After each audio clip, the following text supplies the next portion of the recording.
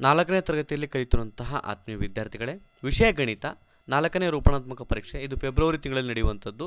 15 ಅಂಕದ ಪ್ರಶ್ನೆ ಪತ್ರಿಕೆ. ಬಿಟ್ಟ ಸ್ಥಳವನ್ನು ತುಂಬಿರಿ. ಇಲ್ಲಿ 10ರಿಂದ 11, 13, 16, 20 ಅಂದರೆ +1, +2, +3, +4, +5 ಹಾಕಿದರೆ 25 ಆನ್ಸರ್ ಬರುವಂಥದ್ದು.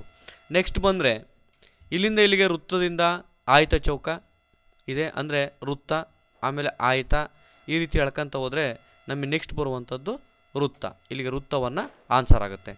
ನೆಕ್ಸ್ಟು 4 4 16 ಬರ್ತೈತೆ.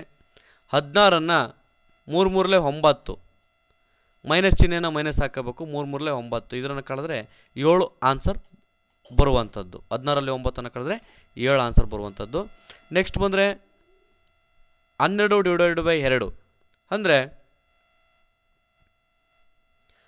2ರಿಂದ 12ಅನ್ನು ಭಾಗಿಸಿದ್ರೆ 2 6 12 ಬರ್ತೈತೆ. 0 0 ಅಂದರೆ ಇದಕ್ಕೆ ಉತ್ತರ 6. ನೆಕ್ಸ್ಟು 1 6 6, 6 3 18 ಉತ್ತರ ಬರುವಂಥದ್ದು. ನೆಕ್ಸ್ಟು ಹೊಂದಿಸಿ ಬರೆಯೋಕ್ಕೆ ಬಂದಾಗ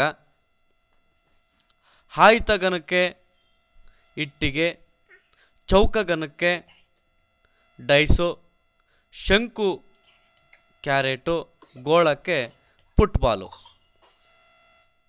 ನೆಕ್ಸ್ಟ್ ಬಂದರೆ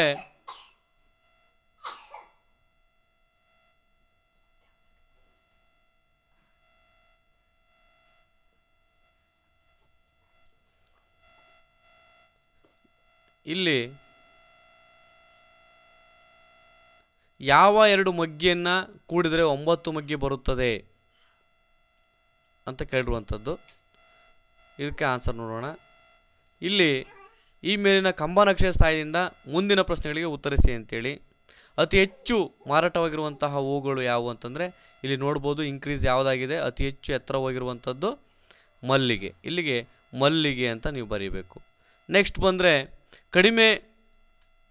ಅತಿ ಕಡಿಮೆ ಮಾರಾಟವಾಗಿರುವಂಥ ಹೂವು ನೋಡಿರ್ಬೋದು. ಇಲ್ಲಿ ಕಡಿಮೆ ಹೊಂದಿರುವಂಥದ್ದು ಕಣಗಲಿ.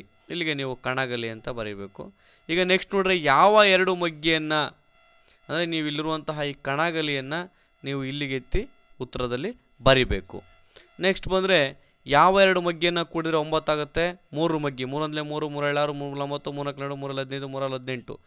ನೆಕ್ಸ್ಟು 6 ಮಗ್ಗಿ. 6 1 6, 2 6, 18, 6 4 24, 6 5 30, 6 36.